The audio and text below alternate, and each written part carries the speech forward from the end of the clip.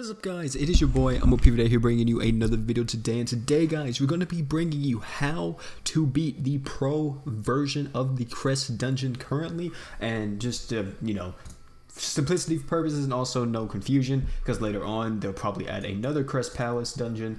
So the one I'm talking about is Temple of Heavenly Light. So we're going to be talking about how to do the pro version of this boss, which this boss is definitely a lot difficult than its giant boss counterpart. So yeah, let's get into it and let's talk about the units that we'll be bringing, the exact team comp, and why.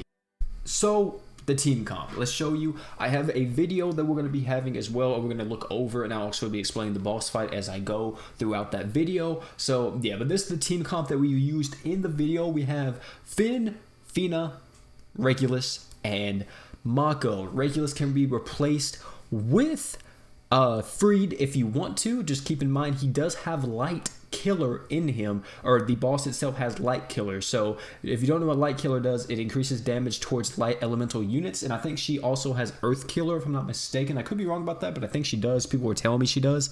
So what is the reason for all of this? So Fina is here to stop the status effects in the boss fight with throughout the stages, which is, you know, really good. Finn is here for the art gauge. Also, Finn's very important equipment, very important for you to have this on Finn, is this right here. His monocle itself, or his beloved specs right here. If I actually click on it, this is really good for Finn because it's very, very good. Not only is it in arts mode, increases all allies art gauge by 1 for 15 seconds. In equipment CT mode, it reduces all allies equipment CT by 10% for 15 seconds. Also, it only has a 5-second CT, which is really good. Another thing is that it makes this really good is accuracy mastery level 3. Increase all allies accuracy by 30%. This is needed for you to really beat this fight because you're increasing your accuracy by 30% with his spectacle, or his monocle, I guess you could say. But apart from that, you can stack other accuracy items if you want to, and without that, you know, you don't really need to have that on anyone else. Just need it on Finn. What else is for Finn? Cursed Light Sword, Holy Mist Earrings, and that's that. So for Fina herself, you can either, well, of course, her true weapon is definitely needed. And her 5-star physical can be literally anything. If you want Toy Sword, if you want the Spirit Sword from the Finn event, if you want the Cursed Light Sword, any of that stuff, and you'll be perfectly fine with those on her 5-star physical slot. Next, we have her 4-star support slot, which is Rude Magus Versus. This is going to be giving you 20 art gauge to everyone. You can switch this out for a multitude of items if you want to, you know, more art gauge, you know, maybe if you have a support item that maybe gives you accuracy, that's very good in this fight, or, you know, Keon, any type of thing that you can really think of that's a very top tier 4-star support slot, you can give it to Fina in this fight. Moving on from that, we have Regulus. Regulus has the Cursed Light Sword, True Nemesis Crow, and Relics Force Keratos. Now, I would, instead of using Relic Force Keratos, I would use Flower Cane. I don't have Flower Cane myself, so I can equip it with Flower Cane. So keep that in mind. But apart from that, though, if you want to use Regulus, I would just recommend switching out the 4-star heal slot for Flower Cane, and then that is going to be what should be on, I think, the other Regulus, and also that's just my recommended equips as well. Also, you could use like a nuking equip if you want to in the 5-star physical slot, like, you know, Stimpy Snips or Scissors or something like that, but probably Cursed Light Sword would probably suit you a lot better just to give you more art gauge. Moving on from that, we have Mako herself. She'll be having Relic Lesser Demon Heart. We will also be having on her Heim, or anything that does a lot of healing. So Guts, that is one. Lisa's Christmas Doll, that is another. So keep those in mind. If you have any of those two equipments, make sure you have it on that. If not, just put on an equipment that can do a ton of healing really quick. So a lot of burst healing or a very strong regen heal. And then 4-star physical, Mako Knuckle, increasing skill, CT speed, whatever you want for the 4-star physical. So moving on from that, that is going to be the team comp we're going to be taking in. So let's look at the gameplay now. Alright, so this is taken from my stream, so, you know, pardon the quality and all that, but apart from that, hold on, wait, let me just check something real quick before I actually keep going. Alright, we're good. So I had to keep checking that, just make sure my audio doesn't mess up. So, this is what we're using, like I said, Fina, Mako, Regulus, and Finn. You can see the equipment that we have on these units. So let's get into it. You can see that our Regulus, which is Zelge, he is using the Spirit Sword from the Fin event instead of the Toy Sword or Curse Light Sword. So like I said, that's also a very good option if you want more healing. Apart from that though, that is going to be that. Now you can see what I'm using as well. We're using the Monocle, so everybody's getting that increased accuracy buff and also the increased arc gauge, and the equipment CT speed is definitely a very nice buff as well. Mostly we're using it more so just for the accuracy buff, because it's a very good accuracy buff and we need it. Now right here, this is why Fina is here, because these guys right here, these little spiders that you will fight throughout the hold on, let me actually pause it. Throughout the rounds you fight these little spider things. Let me just see if I can get a good picture of them right there. Okay, so yeah, this worm or spider thing, you will fight these. Depending on what typing it is, depends on what status effect it deals to you. So if it's earth, it's going to inflict you with poison. If it is dark, it's going to inflict you with curse. If it is light, it's going to inflict you with paralyze. If it is fire, it's going to burn you, and if it is water, it is going to freeze you. Now the way how you beat these guys is you have to hit them with the corresponding element of the unit. So for example, since this is a dark spider, the way how we can beat the dark spider is with a dark unit, because they will do full damage to the dark spider. The same thing with the earth spider, you have to fight them with earth unit. Now with an earth unit, also I think it is with earth damage too, so if you have equipment that can match the damage types of those spiders, you can do it like that too, but you know, just keep it as this and you should be perfectly fine. Also right here, this is the stage directly after this. You may encounter different enemies based on, you know, it's just random. So if you fight these light guys, you really don't have to worry about anything, but if you fight the fire ball thing, like it's like a literally it's like a flame ball, I guess you could say. I don't know its actual like terminology or its name, but what happens is if it lets its normal art, if you do not kill it before it unleashes its normal art, it's going to deal a ton of damage to you. I mean, an absolute ton. I mean, it will almost one-shot you type of damage. So make sure that you do kill that whenever you see it. It's going to be a fireball, and you know what I'm talking about whenever you see it. So make sure you definitely deal with that. If you have to, use a normal art to kill it. Also, it will suck up your art gauge whenever it does that as well. So it's very annoying. So make sure you get rid of that. If you have to, you know, make sure you use a normal art if you have to. But apart from that though, these guys don't really do anything. These like other enemies, you know, they're going to cast their skills and all that. Nothing too crazy will happen. More than likely, you're going to be able to beat everything like it's no problem. So yeah. Also, like I said too, make sure, let me get that rid of that. Let me also tell you as well, Mako's healing item, which is the Mary Lee stall, you're gonna make sure, you know, want to make sure that you have something like that. Also, real quick, before you know we go into this, because you want something with a lot of burst healing, just in case if you need it. So keep that in mind. Also, I want to say too is that as soon as you get into the boss fight with the princess, the divine princess, what she'll do is she is completely invincible for the first few seconds of the boss fight. So literally, as soon as you get in there, if you are Regulus or Fina, I would not pop your true arts instantly. If you're Finn and Mako though, you guys can. It doesn't matter. You're not really here for damage. You're more so just here to give art gen and healing and all that other stuff.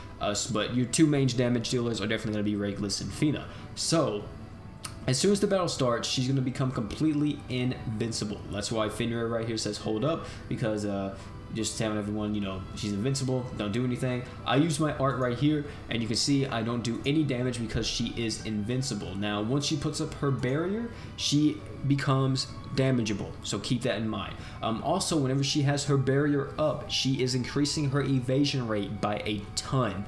It becomes extremely hard to hit her, so that's why we have the monocle here to give us the increased 30% accuracy gain. So it's very good. Also, let me just make sure you have that. It's very top tier for this boss fight. Pretty much required on Finn if you're going to be using Finn. So keep that in mind. So right here, we have Regulus's true art and all that going off. And you can see, boom, we have that as well. Also, let me just say real quick too, I may want to mention this. The food we are using in this fight is the Golden Kamui food. The 5% increase to all stats. That's what we're using in this fight. So if you're wondering how we take it so much or how is our HP kind of high and all that, that's how. It's the 5% all stats up Golden Kamui food. So right here we have all of our stuff going off, and then pretty much the only thing we really got to worry about once we have all of our buffs up and everything, you really only have to worry about her stabs attacks. which they deal a ton of damage. So apart from that, you don't have to worry about anything. Also, the person who is playing Fina should be saving the True Centurion for the stab attack, which I'll show you what I'm talking about whenever she does it. The stab attack and the her art herself, or whenever she fills her art gauge up, that's whenever you should be popping True Centurion if you're going to be using Fina. Now also I want to say real quick too is that you saw this text pop up on screen right here. This right here is the minions that will come out and do something to you. So if you have Fina, you completely ignore this mechanic. So what they do is, depending on the color of their text, depends on the typing. So it's the same thing. It's the spiders again that we saw in the beginning of the quest. These spiders will come out and they will help her. So depending on the color of those texts depends on what stats effects will be inflicted to you. So for this, whenever the spiders, you know, erupt and all that, we will get inflicted with burn and poison. But since we have Fina, we don't have to worry about any of that. So that's another reason why we bring Fina. Also, the healing from Fina is amazing, so keep that in mind. So moving on from that, you can see we're taking some damage, and this right here is the pierce attack I'm talking about. Whenever she fills her art gauge completely up, you see whenever she does this, whenever she fills her art gauge completely up, she will lift her spear into the air and she will start charging it. Once she starts charging it, this will do a lot of damage to you. You see, Fox pops True Centurion as soon as that happens, so we can try to stay alive. So keep that in mind. Even if you're Mako, you may also want to just pop the Mary Lee stall or Guts or something like that just to make sure you stay alive, because that thing deals a ton of damage. But more than likely, if you have Fina's and Mako's healing up, then you should be perfectly fine with the healing and everything, and you shouldn't really have to worry about dying at all. So moving on from that, we are pretty much going to repeat the same process over and over and over again. Pretty much there is no other mechanic. She's going to put back up her barrier every few seconds and everything after you break it. So you're going to have to, you know, get rid of that. Once you get rid of the barrier though, it's pretty smooth sailing. She'll, once you get rid of the barrier, she is no longer increasing the accuracy or the evasion rate of herself. So also I want to say too is that yes, this is the same thing as Divine Princess from what I know, so you have to have crit to really do damage to her, so keep that in mind as well. But since we have Zelge with Regulus, he's doing a ton of damage, so I think Regulus is a little bit better for this fight specifically than Freed, because you're able to give everyone crit chance and it's very good, and we do a ton of damage. So right here she's doing another spear attack. You can see this is going to kind of lower our HP by a lot. You may see right here, mostly me and Mako's and also Fina's. You see that we got dealt a lot of damage, but thankfully Mako popped her, I think she did pop her Mary Lee stall, or Fenrir did. Yeah, Fenrir popped Mary Lee stall like right around here, so whenever she started to put her spear up into the air, I think, right? Yeah. So after she did it, he started healing us, so it was very good.